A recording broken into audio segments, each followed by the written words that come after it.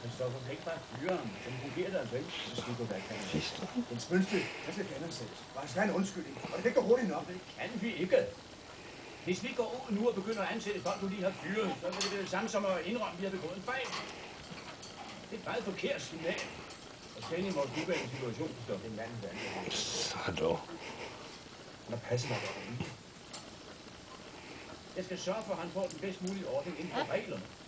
Det kan være, at vi begynder at forskelsbehandle nu. Vi må holde os strengt til reglerne. Ellers risikerer vi bare at få dem alle sammen på nakken.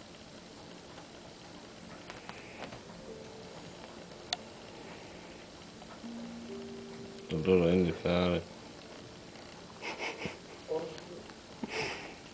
Må jeg rejse til Stockholm? Du husker det? Ja. Så dog. 4 måneder. Men det er fordi, du lavede om, du kunne rejse i lørdags. Det är liksom det. Jag talar om det till min morsa.